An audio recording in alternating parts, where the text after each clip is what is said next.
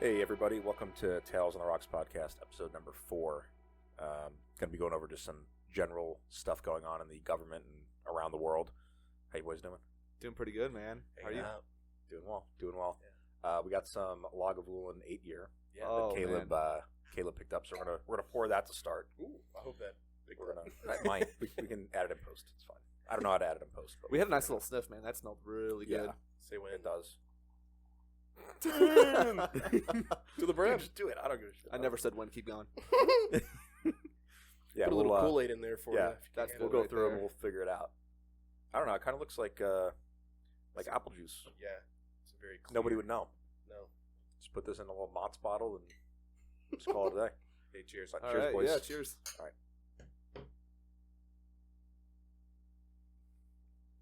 Oh, that's fucking good. Yeah, dude. that's pretty good. delicious. Oh. You Yeah. said it was what, $75? Yeah, 75. That's not bad. Yeah, You said that's so. good. This is the 8-year, 8-year. and then what you said, the 16-year, right? Exceptionally Yeah, fine, this it says on the Is bottle. 100-year? Yes. Or is not 100 years, but $100. $100, 16 years. Yeah, Oh, it's a little bit richer. Yeah. I think I had that in Pensacola.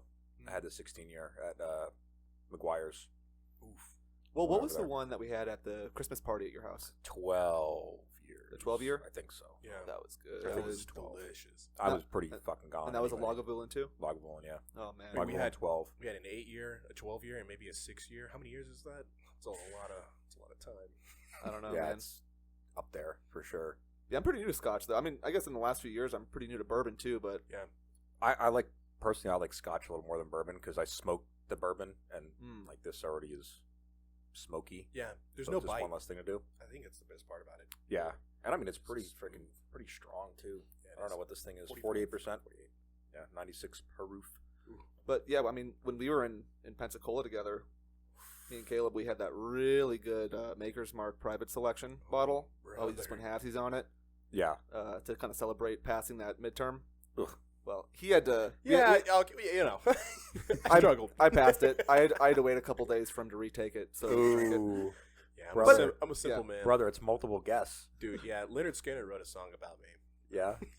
What one's that? The Simple Man. Nice. Oh no, but it was Yeah. good. Yeah, it was. Yeah, I definitely enjoyed it a lot more. I used to do. I know people don't talk shit about it, but the black label and red label Johnny Walker, I haven't had good any stuff. of the Johnny Walkers. it's not bad. Yeah. It's really not bad. I'll go through and I'll get like one of those bigger bottles. When I was in the Philippines, they had a bottle that was like probably 3 feet tall, dude. This thing was fucking massive. Oh, And of man. course, you're in the Philippines, so when you convert it, it's like I think it was like $24. Like it wasn't expensive at all, and I was like, I could ship this thing. I could ship it, but then the shipping you have to actually pay for, which Yeah. sucked. The last like decent bottle of bourbon that I just got through was that Knob Creek 9-year. That was good. That was really good. Yeah. Hubba. I want to try some of the other ones in their lineup, but I've heard like the 9-year is actually one of their best ones. Yeah, there's one. I was talking to the guy at the liquor store down the street over here, and there's one that they have. I want to say it's the 7-year. Okay. That's like fucking strong. Hmm. Like it'll put you down. It's Well, like that Wild yeah. Turkey rare breed I got. I like that's the good. stronger proof bourbons, like the cask strength, or even the Knob Creek 9-year was I mean, that 120 proof. That Wild Turkey rare breed is I think it's like 64%. Yeah, it is. Like it's fucking strong, dude. And you make an old fashioned with That's that, like a double old fashioned, dude. Yeah, 128 proof right Yeah, there. you're cooked. Damn. Yeah, it's game over. But yeah, I love the stronger bourbons with a little bit more bite. Another good one that I don't know if I shared it with you guys. It was that Chicken Duck. Yeah, you should. Yeah, you Sort of a should. local one here Yeah. to Texas. It's from one of the San Antonio wineries, or not San Antonio, but it's near in the Hill Country, one of their wineries, and they've been getting into bourbon making I guess the last few years. But Hell of a thing to get into. It takes like years. Yeah. well, It's like a winery. I You know, mean, like, yeah, it takes. it takes patience too, patience and money. There's legalities to, making whiskey bourbons because you have to age for a certain amount of time and. Well, it's like it's like 51% corn, and then depending what the other stuff is, and then like only bourbon can be made in the U.S. Yeah. So like you're not going to get bourbon from fucking like Denmark, unless we get Greenland.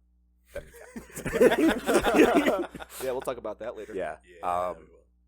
But yeah, that's freaking good. Thanks for picking it up. Oh, Yeah, man, anytime, this is anytime. delicious. Delicious and nutritious. Hey, I don't know if you guys ever looked up like the health benefits to like whiskeys, bourbons, and and I scotches. but guarantee you that any health benefit is outweighed by the fact that it's alcohol and it's I killing will your stop No, no, taking no, no, no. medication. You and have a drink. lesion on your spleen. Don't try. It's my liver. No, your liver. Whatever. But this is gonna clear it right up. Yeah, exactly. Yeah. It's I alcohol. love it how cleans. like the first thing you asked is like, can you still drink? Of course, it'll kill me. Men went to 2 hospitals in 24 hours, and you're just asking if he can drink. Pretty fucking hardcore. I mean, I but- still drink during my chemo. Yeah, but I mean, it's. Wasn't the best thing. I mean, yeah, but you're already like dying. So like, Yeah. oh, my God. what does it matter? Yeah, might I as well. kid. Yeah. But yeah, well, let's go through some of these like executive orders that have been flying off the desk. Yeah. We got some crazy stuff going on with Hegseth and the whole tariff situation. Well, let's start with That's going on. Hegseth. We had all three of us watched that town hall that he held last night. Yeah. But it was a little odd. So I watched the whole thing. You know, he gave his spiel, gave his little speech, and about 20 minutes in, when he started his Q&A, completely stopped filming. Yeah. That was like the one thing I Kind of a shit move. kind of the whole point of a town hall, right? Yeah. Is the Q&A. Did you guys look at the representatives that were there? Like anybody in the audience? Did you see a single enlisted person in there? There was some. It was 06 and below. Yeah. Okay. Which, yeah, he made a joke because that's like supposedly junior. Well, for him. Yeah. But like when he was in the National Guard, like that would be considered senior. But then they go through and it's like, oh, it's all junior people. Didn't he but only it's make it to 06 and below. major? Yeah, he was in 04. Yeah, well, that's why he made the joke, and he was like, "That used to be senior for me, but like Oh. stuff changes." Yeah. But I don't know. I think the stuff that he said with the audit for Yeah. the Pentagon, that's huge. Yeah. $875 billion. Yeah. And like we don't know where it goes. Well, he said the Marines are doing it right. Yeah, the Marines are getting it Like right. he said, lean and mean. Yeah. I don't know what their percentage is of the budget because they're with the Navy. With the Navy. Yeah, the Department of the Navy, and then they get, I guess, whatever leftover scraps that the Navy has. I don't really know the Yeah, I mean, particulars of how their They don't budget get works. they, How it they works don't get now. a lot of new shit because that's where they had that amphibious stuff where they were doing those They've been stuff getting out of quite the Catalina. updates. Yeah. It's just the one thing with the Marines is that they've been the one branch that they haven't touched traditions and they haven't really touched a lot of their own policy very much. So I mean, like they've stuck with what they know, Mhm. and I think that's what made that branch successful. Well, they've had like Well, the also made it reshape. successful, and then kind of what makes it suck. Well, I mean, you know. they're efficient. yeah, But once we pulled out of Afghanistan, they really started reshaping the force to go back to their amphibious roots and be Marines, yeah. where they're actually deploying with the Navy a lot more. Yeah, They got rid of their tank battalion, so they have no more tanks. So any sort of ground force that needs like a mechanized force is going to be the Army. Well, speaking of conflict, Hegseth actually did talk about making things right and trying to correct errors that the previous administration made from the pullout in Afghanistan. I don't know how this administration can make things right with the Taliban. Yeah, It's like you can give us all of our stuff back. that Start with that. yeah. That wouldn't be a bad start. Yeah. It's like if you don't have it, a check would be all right. yeah. I don't know if the we'll just Taliban's writing checks. take what we can get. I'm curious though when they do that audit, where they're going to find out where a lot of that because that's where they have like the UAP stuff that like they've been like apparently doing research on this shit. And like nobody knows. It's one of those things where like nobody knows where the money goes. They just like Mhm. allot it and then it gets used up. I'm curious to see when they like break it down. Like okay, like how much has been used for military operations, and then how much has been used where like we're funding other like wars somewhere else or like other operations that people don't know about. Yeah. Yeah. But me and you were talking at the gym this morning, and although there's obviously certain things that we may not like with the new administration, Kind of getting red pilled. I Not gonna I lie, don't know. you know. There might be a couple things For that, I don't know, for every like one thing that they do, it's like there's like two things where it's like okay, I can get on board with it. Like as stupid as the DOGE thing is, where you have like Elon Musk running it, who like yeah, he's the richest guy in the world, but also too like I don't know if I would necessarily trust him with like going into like government systems Sure. to like get everyone's data. Mhm. If they're finding out that people, I mean, they just found out. I read something before you guys came over for Social Security. Like, there's people that are 150 years old that are still getting Social Security payments, Yeah, like that needs to be fixed. Yeah. which that means someone else is just taking that money. So Yeah. like, no one's checking in. Like, hey, is this person like okay? Once it says they're 100, someone needs to go over and check and make sure they're still alive. Sure. Yeah. You know, if you see it's not Dumbledore getting freaking Social Security payments. So Yeah, and now what I'm really curious though is once they do these audits, once they get rid of essentially useless employees, and they do start saving money, are they going to reallocate those funds somewhere else that can be useful for the government, or what do you guys think? Sure. I think it's going to be used for like leverage. Yeah. I think that's what they're going to use it for. I think they're going to because they're really pushing the whole Canada thing and stuff with China and whatever. I think they're going to use it for, hey, we have this extra surplus now, like we can support our own thing. Some of it's going to be a while, like the whole chips thing. Making microchips takes years to make all the equipment to make the chips. I think something else, a big one from Trump's first time in office, one of the most successful things he did was the stimulus package.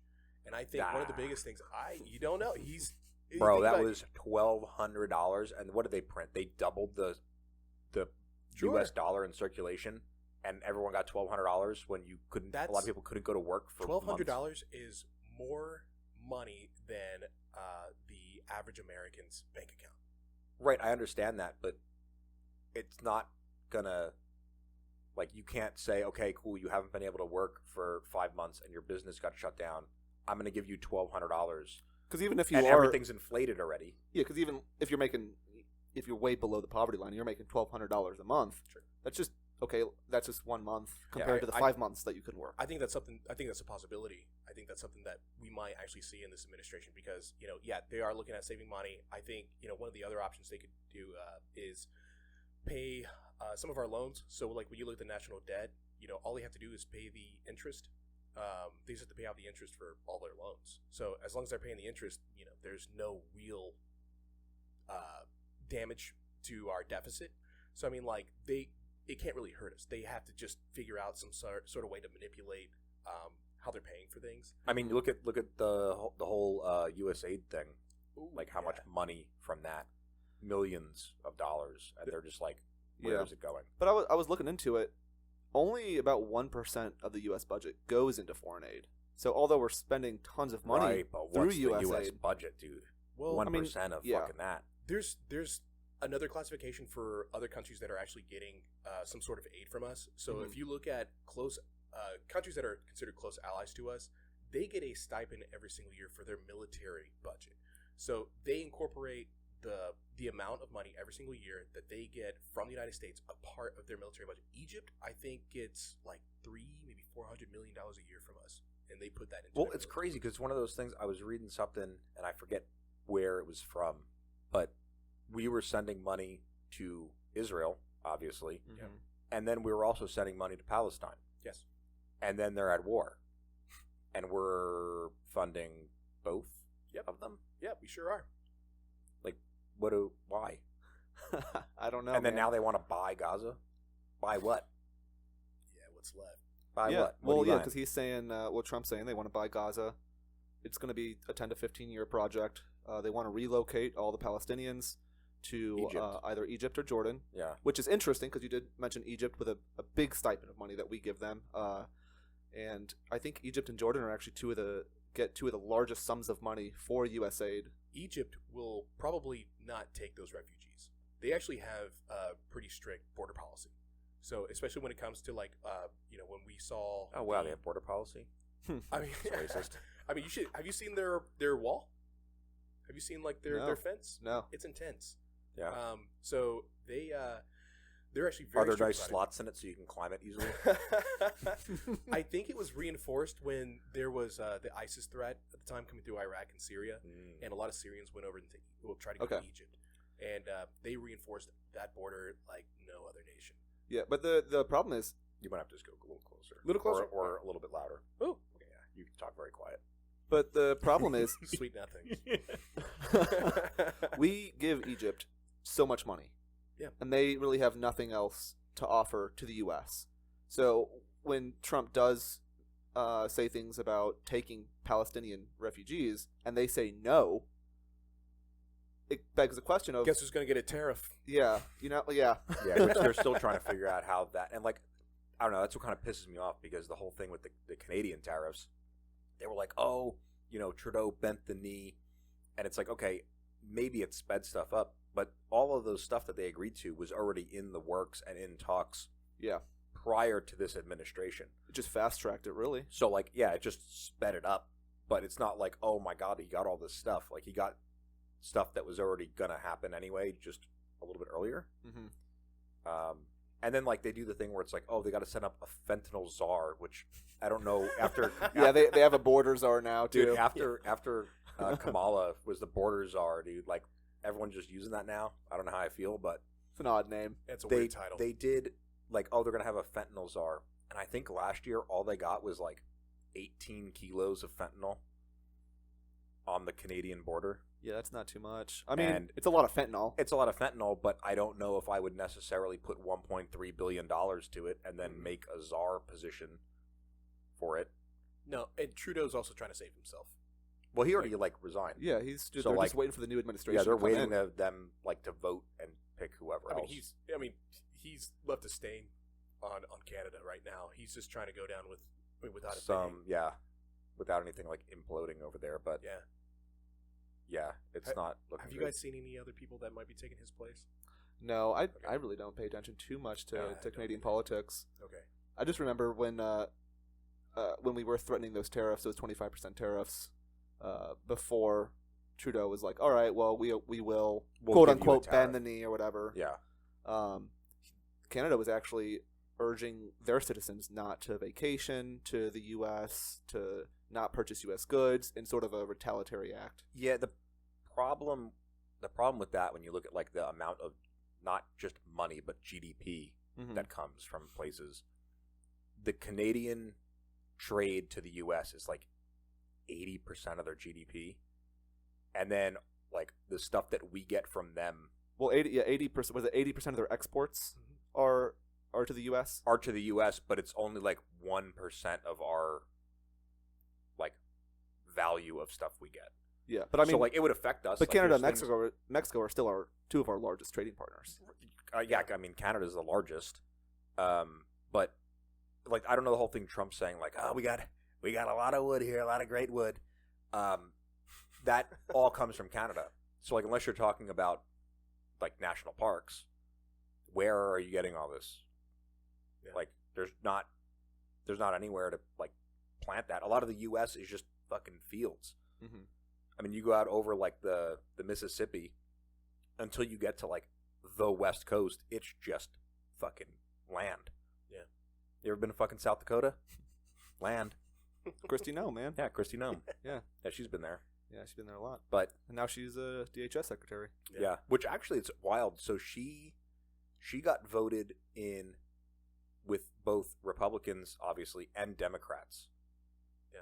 So, like, it's odd that they had a reach across the aisle for that, but then, like, other people was like, Vance had to break the tie. Yeah.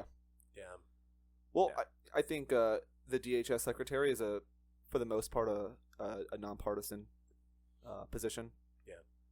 Well, I mean, now it's going to be politicized, 100%. Absolutely. Like, there's no way that you're going to be like, okay, we're going to do all this stuff on the border, do, migrant stuff. We're going to be doing, anti-drug operations, Mhm. and then not have that be a major role of that administration. And Yeah. whether they're going to get more funding, I don't know. But I don't see that not being like, I don't see it being like how it used to be. No, looking at her experience, like, she's in South Dakota. Right. What They're kind not of even experience- bordered. Right. Yeah, I mean, she did send her National Guard, though, to Texas to work on the southern border. And then she's also done operations with the northern border, too.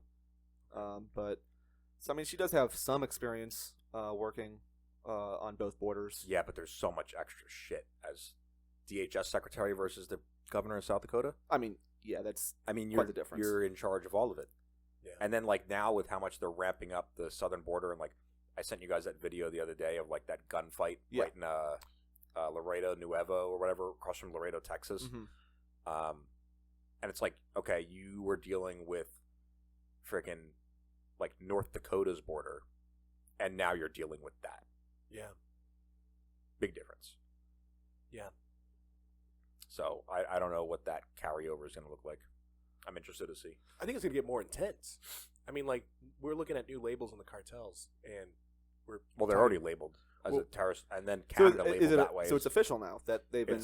Yeah, from what I could tell, it's official, and then Canada also. That's part of that like that tariff agreement. Yeah, I mean, I gotta say, I am not totally against labeling them as terrorist organizations. No, I mean, let you get a little more lateral movement. With Yeah, it for sure. I mean, Absolutely. I would love to see those organizations absolutely crumble. And then Sure. since Mexico sent 10,000 troops to the border, it's like doubled up there now. Now I don't know what that's going to look like because they have all like those like tunnels and shit, and it's like a fucking nightmare. There's still going to be stuff coming through. Anyone that thinks that this is going to stop everything, it's not going to stop completely. But I think if they get attacked from all directions, then they're going to feel it. They're going to slow down. Yeah, I think in the future, I think in our Especially- very near yeah. future, there's going to be a coalition that'll move against them. Well, and, yeah. I think that might be a strategy that we're going to see that Trump is trying to utilize. Is trying to unify Latin America and create a coalition that fights against cartels. Well, and they're playing the angle too of like, okay, for all this immigration stuff, we don't know who's coming through. We don't know who's a cartel member. Now they're terrorists. So, hey, if we can clean that up, like if there's no terrorist organization, like why are we going to be? We might loosen up those immigration policies. Well, maybe sure. I don't know. And then That's just where my head maybe goes. speed up naturalization process too for like the people that have already been vetted through. yeah, well, that's what I saw. There was a lawyer on TikTok mentioning that if the cartels do get labeled as terrorist organizations, that might be beneficial more. Might be more of an incentive for immigration to the U.S. It might be able to fast track that paperwork. Yeah, but all that government stuff's so slow. I mean, You have to look. It takes them years to. Yeah, that's one thing in the. And then they got rid of that app. Yeah, where, the they can CBP upload One their app. documents to it. Yeah. Which, like, okay, I don't know why you would get rid of it. It seems like maybe it could be fixed, and Revamp updated. it, yeah. So But- hear me out. There's a lot going on, especially when it comes to like border. But like every administration always tries to bring something into focus to get everyone else's eyes off of something else. And right now, especially with the Gaza operation, Yeah. I think Trump is actually trying to have the world watch this actually be successful and see refugees come back home. So like if he does actually move into Gaza, he's actually talking about not doing a military occupation. He's talking about Special military operation. well, that's what Putin's doing right now. Yeah, that's kind of what it sounds like. But if his intentions are good and they are pure, this is a good look for the Republicans. And if it does actually There's an work, angle. There's an of course angle. it is. Like there's always an angle, but like we're also having countries look at it and be like, you know what? Maybe they will do the same for us, because a lot of these migrants that are coming to the United States right now from like Central and South America, they're basically refugees. They are fought out of their home. They're trying to look for peace. They're looking for jobs, and they're trying to help their family. If Trump is successful in Gaza, why wouldn't he be successful in places like Mexico and other countries down south? Well, I mean, does Gaza, like, you have to think if Israel is on the other side of Gaza and the U.S. is like, hey, we're going to help you, like, do they have a choice? Yeah, well, the only thing is, because like I said, it's that 10 to 15 year project, and he's saying he wants to relocate everybody for that whole time that it's being rebuilt. Sure. Look at Iraq. But, well, what I was going to say is Trump is saying, the Palestinians don't want to come back. They want to leave. But when they're interviewed over and over again, they say, like, no, we don't want to leave. We want to stay on our land. And so Trump wants to almost forcefully relocate them where they want to stay. So I don't know how many talks are being done with Palestinian people, because if they don't, it's their land. If they don't want to go, it's kind of to me, I almost see the history repeating itself with the sort of the Zionist movement, where Britain allowed the European Jewish population to move in, and they never consulted any of the Palestinian Arabs. And Yeah, I just don't see it going over as well or as smoothly as anybody thinks. No. Because there's going to be an angle and there's going to be pushback, Especially whether with that's Gaza. from them or internationally. Yeah. Because what does that look like? Okay, cool. Now the U.S. is going to basically set up a freaking military base in what used to be Gaza. And, like, now you have that. And then, like, I'm sure they're going to try the same thing with, like, okay, we're going to pull our military bases out of like Germany and whatever because like you guys aren't paying, X into NATO, and like now you're going to retreat that line back from Europe, and you're going to set up something in the Middle East, which I'm sure a lot of countries in the Middle East don't want us in their freaking backyard. Yeah. No, because you know what's going to happen? You know what's been created? A Palestinian Joker. Yeah, for sure. Hey, the Palestinian Joker. I mean, there is so much turmoil that's been going on there for years. Ever since Egypt handed over Gaza to Israel, and Israel said that, we're going to let the Palestinians live there. That has been turmoil for years. So, I mean, like, I feel like no matter what, even if the Trump administration or the next administration, whoever it may be, does something good about it, I don't think any good's going to come from it. Yeah, because right now they're in that first phase of their ceasefire, which they just handed over 3 more hostages. Is just hostage handovers. That second phase is more hostage releases along with actually declaring that the war is over, and then that third phase is to rebuild. A lot of people are saying that they will not enter a second phase. In fact, a lot of the far right folks in Netanyahu's government didn't even want that first phase. They want to see. He wants to level them. Yeah, he wants to level Palestine. Go back. They want to go back to war. But I mean, we'll see if that second phase ever comes to fruition. It sounds like Trump wants to do something. My only concern is it going to be history repeating itself where people don't consult with the Palestinians and just 100%. Yeah, 100%. I'm curious to see if China's going to try to do any business with them. Because I mean, they're always looking at free real estate. I don't know. I didn't think about that. I think if the U.S. is going to meddle that up, because when Trump brought that up, Netanyahu seemed like that was the first time he was hearing it. Like he looked at him and was like, "What the fuck is this guy talking about?" Like that's not even in part of this. So I think his whole thing, right, is just like strong arming the shit out of people. Like that's part of the playbook. Sure, but like is like we're gonna just throw our weight around and see what happens. But China's got extra money ever since Panama dumped that Chinese deal. Oh yeah, the Belt and Road Initiative. Yeah, did they officially dump it yet? Road Did they officially dump it yet? I mean because I don't know how much of that's true. Because so it expires. So their contract, Panama's contract with the initiative expires, I think, in 2 years, something like that. Yeah, but they said officially that they won't renew it. Right. So they still have it though.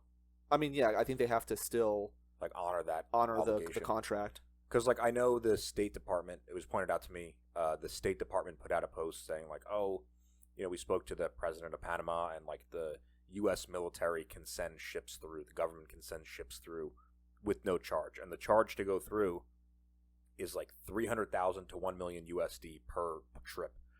And then like a day later, the Panamanian president came out and was like, no, like we like talked about it, but nothing was agreed upon, nothing was signed. Mm-hmm. Like it was just brought up, but like the State Department literally put it out and was like, oh, we did this great thing, and it came out like the next day that they didn't. The Panamanian president is very pro-American. Well, I mean, we gave him the canal. Right. I mean they fucking. It's the least they can do. Let's be real here. I mean, thanks, Jimmy Carter. Yeah. Oh, Jimbo. R.I.P. Jimothy. I mean, I do try to see China trying to force, their Panama's hand, maybe making things difficult for us as some sort of retaliation.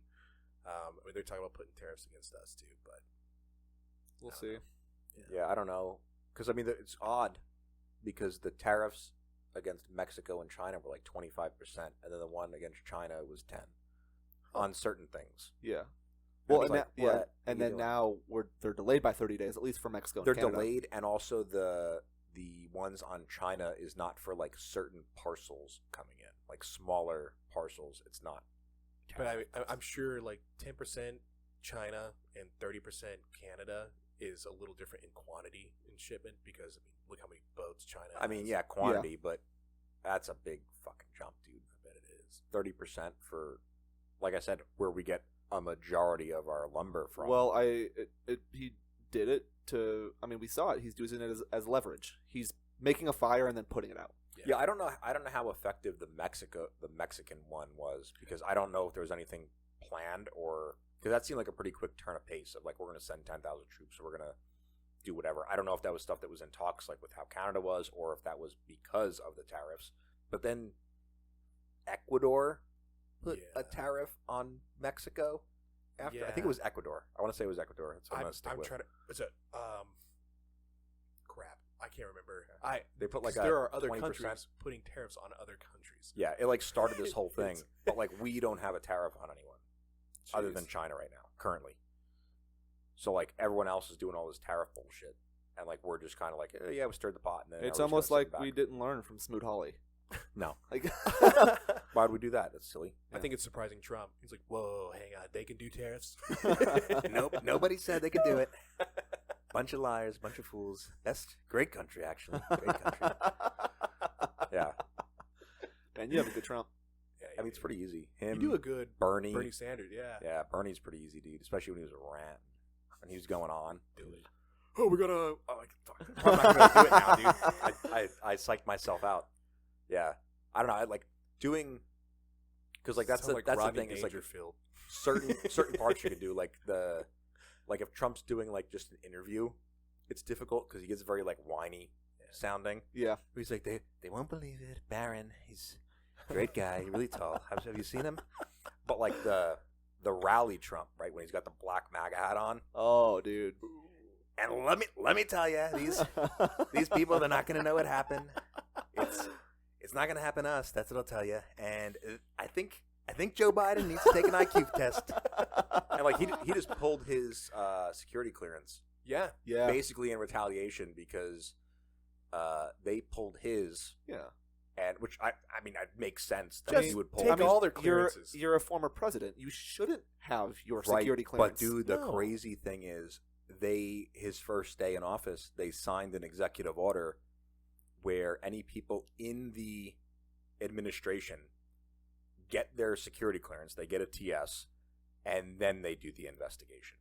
So that's the whole thing right now with like Musk and DOGE having access to all this shit. Is they just gave him a TS and then they're going to do the investigation.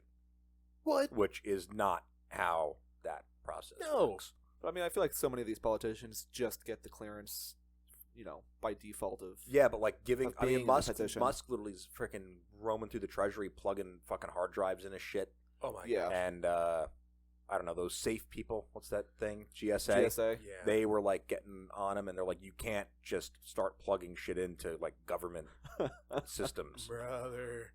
Like, you can't just start moving files over. So like that's weird, but I think having billions of dollars is kind of like a nice cheat code for you to do whatever you want. Yeah, I mean, political office. Yeah, if you have double the capital of the next richest person in the world, I think you're doing pretty well. Yeah. That'd be nice. Like I think Bezos is at like 256 billion, and Musk is at almost 500 billion. Yeah, and then like one down from him is like I think Google, like the CEO for Google, I think is 3. Basically, everyone that was seated behind Trump in the inauguration is like the GDP of like a couple countries in Europe. Man, oh my god. Yeah, we'll never be there. No, that'll never be us. There. Unless we get a sponsor. Just saying. I love shopping at Central Market though. Yeah. Oh, Central Market. Oh, Wegmans, isn't it great? No. Well, they say you can go to Central Market with a blindfold on, and whatever you touch will be good. Like you could just put anything you want into your shopping cart with a blindfold, and it won't be bad. I'll be raiding the cash registers. Like it's crazy.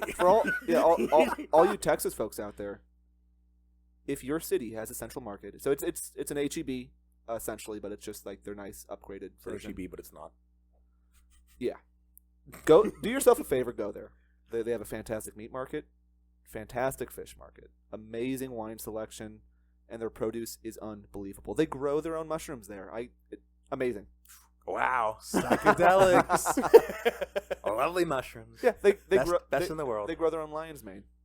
Ooh. Oh my. I heard that shit'll fuck you up, though. It's supposed to be good for you, though. Well, it's supposed to be good for you, but I think it's like one of those things where like it might be good for you, or it's gonna push your shit in. Is that like one of those pseudoscience things? No, I don't like. It's like people actually have like effects from like long-term use of lion's mane. I don't even know what you're talking about. Is it going to turn your anus inside out or what?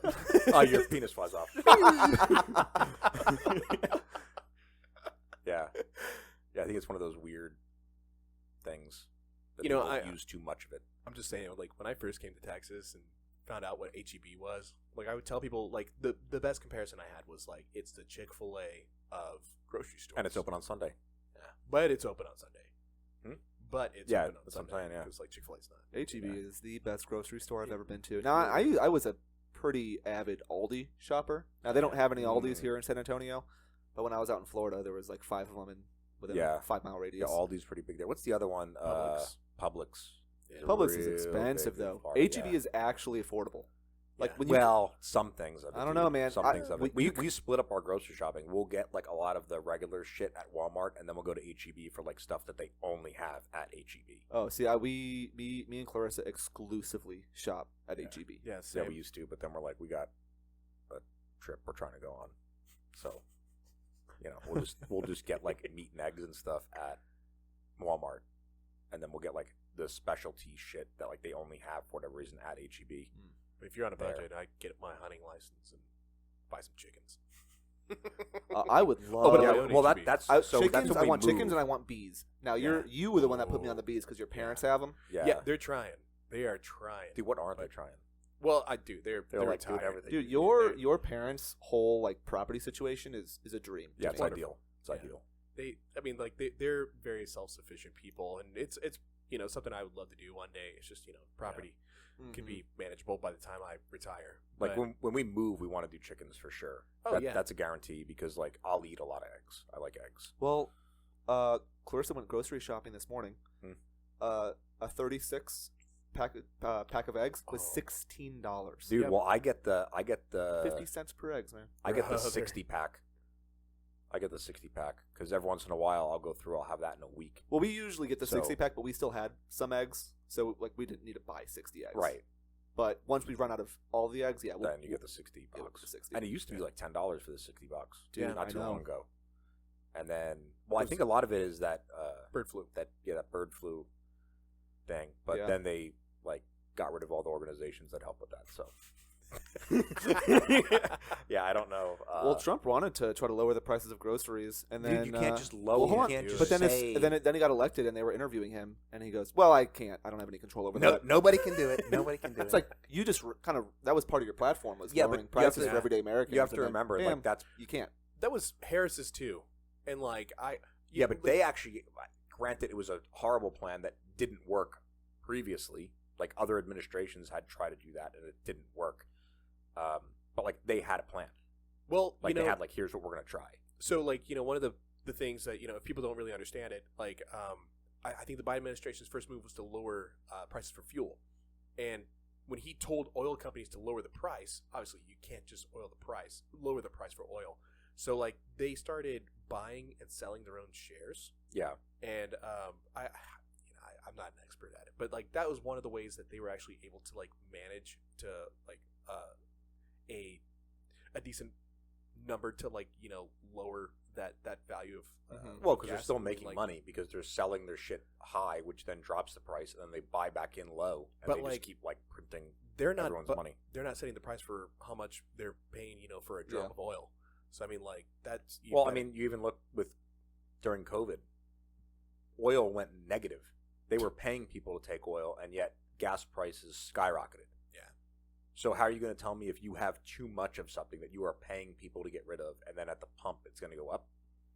Yeah, it doesn't make a lot of sense. Like those are economics that I can't work out because it doesn't make any sense. But speaking of oil, another thing that sort of worries me about the Canada tariffs, if it maple syrup.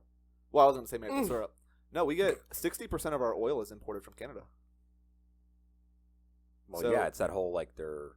So what I'm saying is, region. if let's say those tariffs don't keep getting delayed, or Trump and Trudeau or whoever's sitting in that seat don't come to a deal and not implement those tariffs, like that's going to be a huge. Well, he wants to start drilling. I don't know where, but well, he wants to start drilling. Well, there's that patch of ocean. It's 625 square acres, I think, or 625,000 square acres.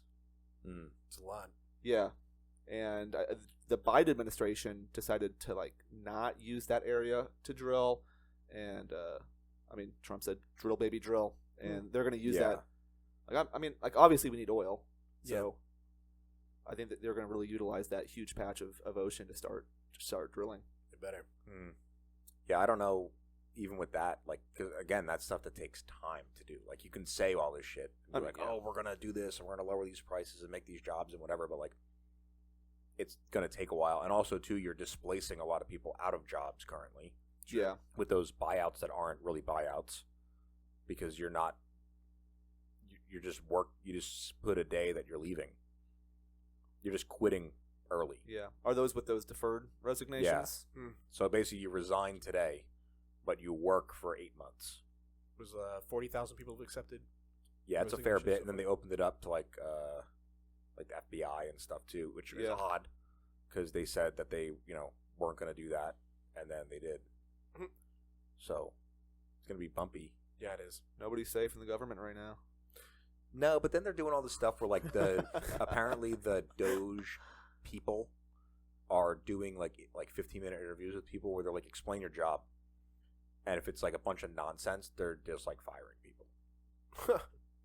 So like, okay, that person may not be doing a specific job, but like, you can only dismantle so much of stuff at one time before it like implodes, collapses on itself. Because at some point you're going to pull too much shit out of the middle, and there's going to be nothing propping up what's going on. Like, you need to start from the top down and be like, okay, all these like people that are making a couple $100,000 a year, $1 million a year, whatever it is, what are they doing?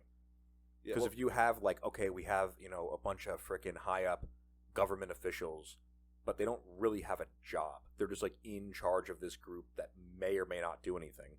Can them, get rid of them. But if you're just getting rid of people that are working office jobs, you don't know what the fuck they do, and they're not going to be able to tell you in 15 minutes. Yeah. Yeah.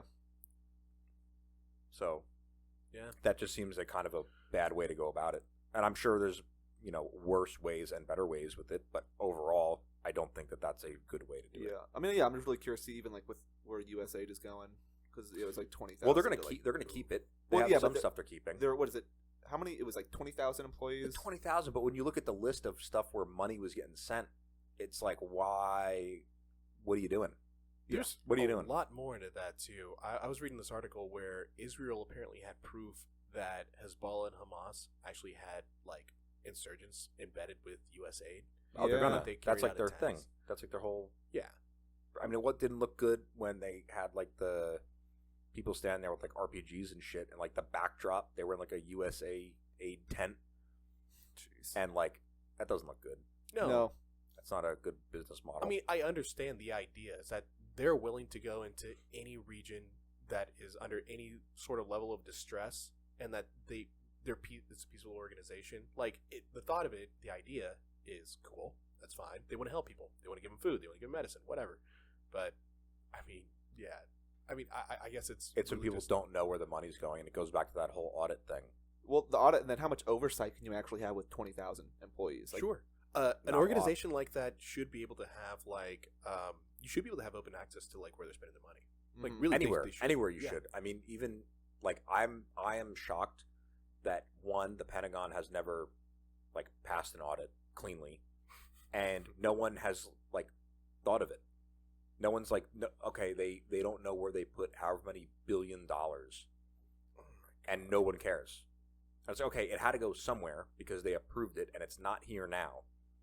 So, like, did people, like, launder that shit? Or did they do it to their own special interest or whatever they're trying to do? Like, it's somewhere. But you need to find out where. And, like, with how the government treats, like, lower members with, like, record keeping and being like, we need to have a receipt for every single thing. And, you're going to fry my ass over freaking a couple cents. Yeah. And then they're like, oh, yeah, we, can't find, like, $100 billion. Dude, like, yeah, probably my 8 cents is in there somewhere. Where the fuck did that go?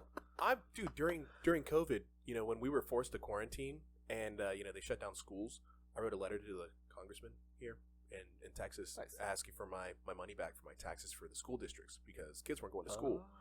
And I got a letter back. It's like, hey, thanks for your letter, but we respectfully have to decline giving you a refund.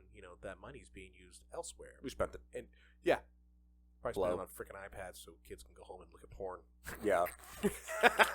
Dude, Let's face it, Dude, let's just make up a conspiracy. They did that, and they got all the kids hooked to porn, and then they made it illegal in Texas. Oh, yeah, dude. Big psyop. Oh. See, it's that easy. It's like, you want to make a conspiracy? Just string a couple things together loosely. There it is, man. There you go. Unlock it. That's Porn, it. porn psyops. Yeah. Texas purposely got kids hooked on porn, and then they made it illegal. You heard it here first. That's how you get trending. Yeah, See a couple of people sharing that shit, Oh yeah. and then boom, next thing you know, we're on CNN. Freaking Wolf Blitzers going after it. Then they got a scene for three guys in a podcast. Yeah. Making out. Yeah. Dude, I was And doing stuff. Well, I was when I was at the Spurs game the other day, I was really hoping that because before the game they go around and they'll get like families or groups of people on video saying like, go Spurs go or whatever, like, oh, I'm here with so and so. I was really hoping that they would catch me and my wife and I'd be like, oh, yeah, go Spurs. By the way, check out Tales on the Rocks podcast. Yo. Well, that's what I'm but thinking. yeah, they didn't get me.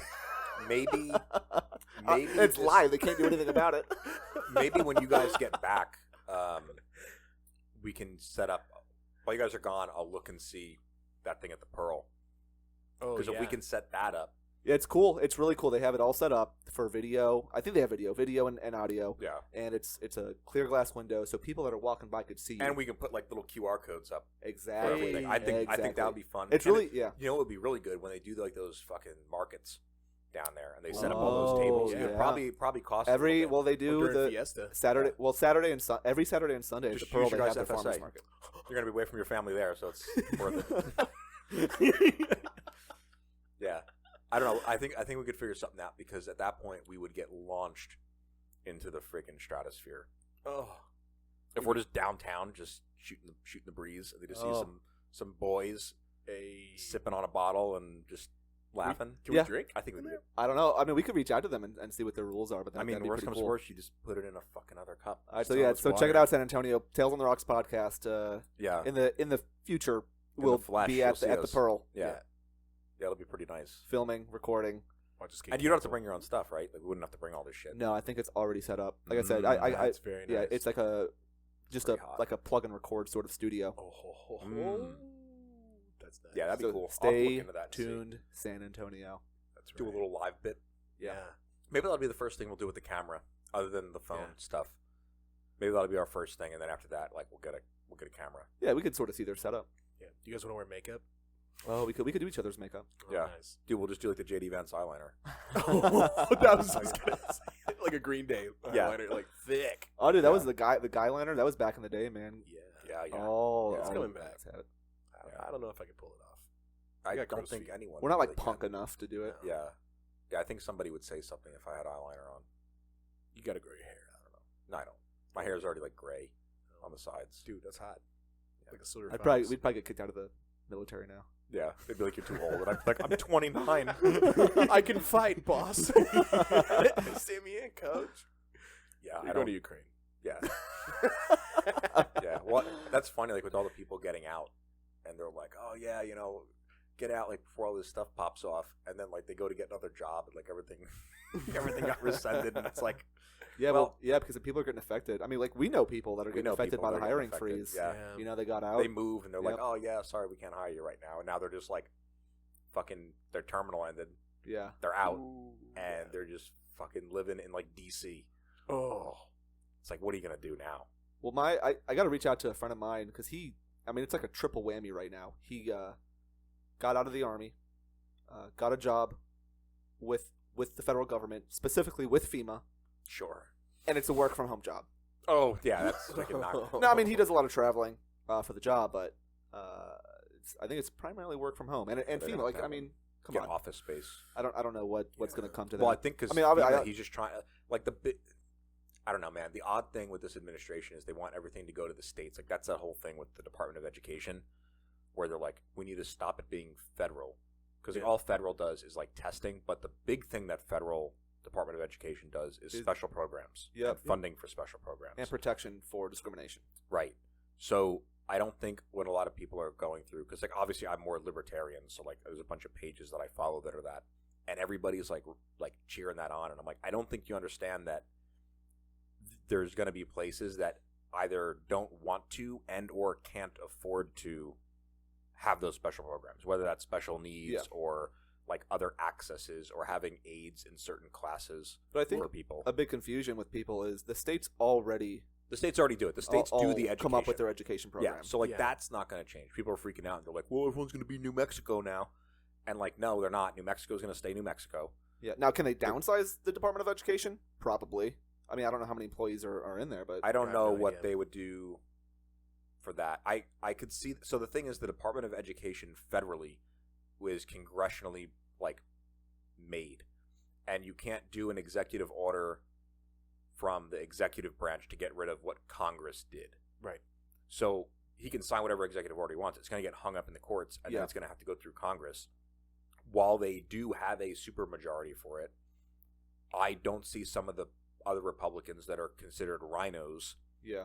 to go for it because of how much good the Department of Education does. Now, if they want to downsize it or they want to come up with, hey, we need an audit to see where this money is going, sure. I don't think having an audit's bad. If you can't pass an audit, you're doing something wrong. That should be more mainstream. Right. That should be more. Any government agency should have to submit every year where the money that they got went and like how they were spending it, what percentages went where, if they have anything left over that they're planning on using. Yeah. And it's just not there. Yeah. I'm 100% for that. Yeah. So, we do it yeah. every year. Like, we're basically, their bank account. We're their savings account. Dude, I mean, So it's we the have same to do thing it like every day, doing they have to. taxes, dude, like trying to do like crypto sales Oh, and stuff. yeah. And they're like, you need to have the spreadsheet with everything. And it's like, bro, I don't fucking know. Just say I made $1,000 on it and call it a day. It's probably way less than that. It's probably a couple $100. But like, I don't fucking know, man. Just fucking leave me alone. Just like, give me my money, just please. look at the account value and did it go up or did it go down from selling anything, and just tax me on that and call it a day. I don't give a shit if it's 30%. Just tax me on it and leave me alone. Because you can't do it. You can't do the freaking taxes, man. No. They're asking me a bunch of questions about shit, and then like the places that you trade stuff through, they're like, "Oh yeah, we're gonna wait until like the end of February to release whatever." And it's like, you know this is coming. Just release it in fucking January so I can do this shit and get it done. Because otherwise, you're waiting until like, okay, cool, this stuff comes out in April, and then you go to submit it, and there's an issue because, oh well, this transaction doesn't mess up, match up, and it's off by a couple of dollars. Just say I made the other couple of dollars as profit, and just let's fucking move on, dude. I don't care. Don't care. Yeah. Like all the taxes are going up anyway, Yeah. all of them. Yeah. Even with the homestead thing here, my mortgage went up another like $200 a month Oh my Jesus because of Christ, dude. them raising the taxes.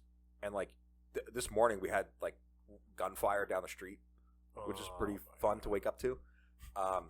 Like, that should And lower like, dude, taxes. keep it going, because dude, the best thing that could happen to me right now is that this house gets like a value of like $90,000 You can fight it, by the way. would be the best. You can argue the value of your house anytime you want. I mean, yeah, you can fight it, but my thing is like, I don't understand why we're taxing people on like not like that's my issues with taxes. I understand why we need them. I understand the importance of being able to fund things because money has to come from somewhere. But like, you look at how a lot of states do taxes. So you have income tax, and then you get taxed on sales. Mhm. And then if you make any money, then you get taxed on that additionally. Like, I know they're trying to get rid of like the tax on tips, but it's not really getting rid of tax on tips. They're just saying, hey, if you get $5,000 worth of tips for the year, you can deduct how much you made by $5,000. Did Trump not get rid of the whole, like, not being able to tax tips? Didn't he promise that during his campaign? He promised it. I don't. But the thing is, it's not no tax on tips. Okay. Like, all it is just deducting your taxable income. No. But I don't know if they still have that $3,000 a year cap. So depending Oh. on how much you made, Yeah, but That's they're an making issue. more than $3,000 on tips a year. right? But I don't know. Okay, cool. So you made $7,000 on tips for this year. So now, if it's true with the $3,000, $4,000 carries over the next year. You make $7,000 on tips. Now you have $8,000 carry. Like, you're never going to see this fucking money. You're never going to see it.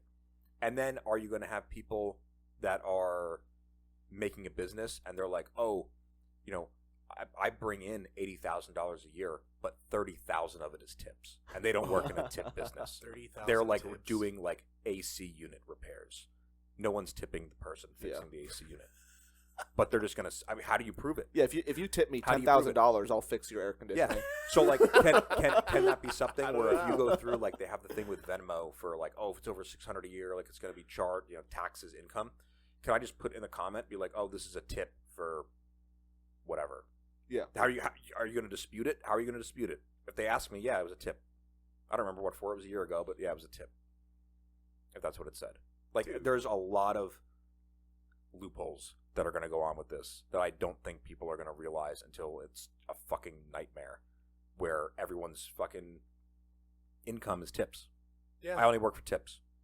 Well, like, now, you know, I kind of have like this issue where I feel like everywhere I go, I have to leave a tip, and because like every time you pay with a card, it's just like, hey, you want to leave like a 15, Nah, dude, 18, if I have to- 20? Well, it's do my own not the shit. business that's doing that. It's the service that they're using for the payment. So they Yeah. all have those tablets. Yeah. So the company that provides those tablets and runs that software, they put it in there because they get a percentage. Then of I am that. never tipping again.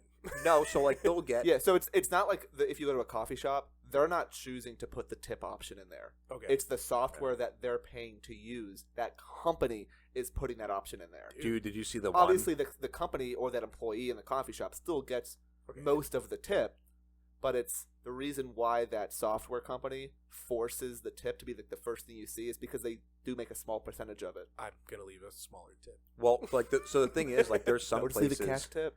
that if you have really the want to. Yeah. like the button thing that you put the card in. There's like the physical buttons Yeah. on it, and they blocked off like the no tip option. It was like 25%, 20%, 18%, or custom. So if you didn't want a tip, you had to hit custom, and then you had to enter 0, and then do it. But Yeah. people don't think like that. There's like, oh, there's 3 options. Yeah, So it's, they're it's just- that software company. They're Then- forcing you to make which a tip. is scummy as fuck. For custom, I'm just realistically- gonna sing him a song. Realistically, hey, yeah. if Now, I obviously, go if I'm at a through- bar, if I'm at a place, like if I'm having dinner or Yeah. Yeah. lunch at a restaurant, Absolutely. yeah, I'm gonna tip well. And Right. but yeah, I don't know. Basically, the way I do it, feel like- obligated now. I go like, get if a I go coffee. out to I'm a tipping like bar- $1 Yeah. for a coffee. If I go out to a bar, I do $1 a beer, $2 if I get like some kind of liquor or whatever, and then $3 a drink if I'm doing like an old fashioned or whatever. Yeah. That's how I do it. Keeps it nice and simple. I don't have to keep. But that's a pretty fucking good doing standard math way. and shit. That's a very Yeah. good standard. It feels normal. Yeah. But when I go and I get all my own stuff, and then they spin the iPad around and look at me, like, what am I tipping you for? I should be getting. Give me a deduction. Like, I'm taking $5 off this order because you didn't do anything. You're getting paid, and I did everything. So, like, what the fuck's going on? You know what I mean? I'll say the best bartender. I'm not going to say that the bar here in San Antonio because I don't want to get the bartender in trouble. But it was a nice bar here, and I saw this mezcal that was sitting on the counter. It's like, ooh, that looks good. I didn't ask how much it was. I just said, let me get a single of that. No. And the guy goes, oh, this is just after he poured it. He goes, oh, this is kind of expensive. It's like, oh, well, how much is it? He goes, it's $35 for a single pour. And I'm going, well, I should have asked. I already had you Yeah. pour it. And he says, well, like, you don't have to pay for it. Like, we could take it back. And I said, like, well, what are you guys going to do with it? Just, like, throw it out or drink it? It's like, well, here's what I could do for you. I'll give you a discount. And I asked button him, shot. You drink half and I'll drink half. yeah. And I asked him, like, well, all right, I guess a discount works. Like, I could have asked how much this was, but, like, I don't mind paying full price. Yeah. And he goes, all right, how does I'll give you the employee discount. How does a 50% discount sound? I'm like, Oh, yeah, I'll take it. Hell yeah, dude. So, and let me tell you, it tasted like a $35 pour. It was the best. So I wish I remembered that. I'm just the saying, brand. but when a place does that, when like some sort of establishment has an employee that is willing to do something so nice, it makes you want to go back. Right. I mean, So I you- love that. I'm not. It Again, I'm not depends going to if- mention it the name of the depends bar, if but they're I doing love it that bar. all the time, Yeah. though. Like, I was with my wife and then my buddy Seth. We went down to the Pearl, and I forget the name of the place, but like you eat inside of these like things that they would like ferment beer in, like they cut them in half, and there's like a table inside, like super nice place. Mm-hmm. I forget what the actual name of the restaurant is, and we were like, oh, like let's look at what to get to like do an old fashioned. So we're like looking around, and we're like, okay, cool. There's this Texas bourbon called Garrison Brothers, and we're like, okay, cool. We'll try that. We're like, we'll each get a shot and like try it, and it was really fucking good. And we're like, okay, cool. We'll do that. So we get the old fashioned. It was a double, right? And then at the end, we see that the shot of bourbon we got was $50 a shot. Oh, man. So we spent between that and the old fashions was like, I mean, it was $150 each, right? And then like, we had dinner and we had other drinks and shit, dude. And we're like, ooh. I mean, it was good. It was really good, but also at the same time, I don't know if it was worth us spending $150. Like, I can get a whole bottle of something. Yeah, when you look at $100. really nice bourbons or nice spirits, it was such a markup too. Well, I bought him a bottle of it. There's a fine And it line was that like I feel like you got to $100. try to walk. Of all right, is it worth it to buy at the bar, or is it worth it to just buy myself? Because obviously, if let's say it's a $150 bottle at the store, the pour might be 30, 40 plus. Right. So, like, all right, you're not spending 150, but you're But still. how much are they upcharging? That's know, when does it become worth it or not worth it just to buy the bottle or buy the pour? I was trying to figure it out too, because like when we were in Panama, it's crazy experience. Like we were at a very nice Holiday Inn, Yeah, and drinking top not shelf it was rum. not your average Holiday Inn. Holiday Man. Inn Riviera. Yeah, That's right. oh my god, the bartenders were fantastic. They were wonderful. We had a steak dinner at a Holiday Inn. Yeah, And it was good. good steak. It was I really had a good nice. steak. It was a nice. I think it was a flank steak with a nice chimichurri. Oh yeah, I got a Mm. tenderloin. Oh my god, it was good. It was very good. Chimichurri's fucking But yeah, Delicious. anyway. No, we were just asking recommendations for rum, and they're like, oh well, this one's pretty good. And like, there's a language barrier. Like you speak more Spanish than I do, and I mean, he was actually speaking Spanish. Well, I mean, I had Vernon, and he was fluent. Oh yeah. He was fluent in Spanish, so he also wasn't there with us that night. yeah. Well, he taught me a lot. So did Google Translate. Hell And yeah. it also kind of helps that they know English. But like, Yeah, we it's were like just when you go to order something in Spanish, you're like, oh, I feel confident, and then they reply to you in English. Oh my like, gosh, oh yeah. god, I'm all right. dude, we had the one guy with us, and I was, he speaks fluent Spanish. And I'm like, hey, can you please tell our Uber driver I'm sorry? I don't know what he's talking about. And he says it in English. And I'm like, brother. Well, it You was nice fucking because one of the servers at that hotel, she was so kind Oh, and like she would let me try to practice the Spanish, and she knew that I was practicing, and then I told her in Spanish that I was trying to practice, and so she would just patiently sit there until I was able to like get the sentence out. But she was so nice about it, and yeah, she was. I mean, yeah, just going back to that service was fantastic. It really yeah, was. but what about the rum? Oh yeah, it was good rum. Like, dude, like we didn't really pay attention to prices because they were just like making recommendations, and they're just like pouring this rum. Yeah, we were just like pointing up at the top shelf. This is Hell yeah. really good. Like, wow. And then eventually, like later on, maybe after like the third or fourth rum that we tried, we were like, oh, this might be top shelf. Yeah. And then they bring the check, and yeah, like maybe $110 later. That's Yeah. not Without horrible. the steak. It wasn't bad though, the prices, No. but oh man, that rum was fantastic. It was so good. We had a few different ones. I have actually a bottle of it sitting at home. The I still gotta Venezuelan- open it. Was it the Venezuelan rum? No, this one's from Guatemala. Oh, okay. Yeah, this one's from Guatemala. Oh Yeah. man, maybe I'm an alcoholic. I love alcohol. And a lot of those rums that we had, they sell at specs. Delicious. Well, they're delicious, but they sell at specs. Yeah, we should get some sometime. Yeah. But we're coming up hour and 4 minutes right now. Oh, all right. So we'll probably just close out, and then Alright. we'll take a little intermission. Yeah. Yeah. And then we'll roll into whatever the next one is. We can kind of fire some of these out from the hip. Very serious conversation. Yeah, very serious conversation, trying to make them not drone on. Because I mean, we could do this we could make a freaking 8-hour episode. Dude. That's an easy work day Freaking right marathon. there. Easy work day. But yeah, we'll close it out here, episode number 4, and we will see you in the next one. Take it easy.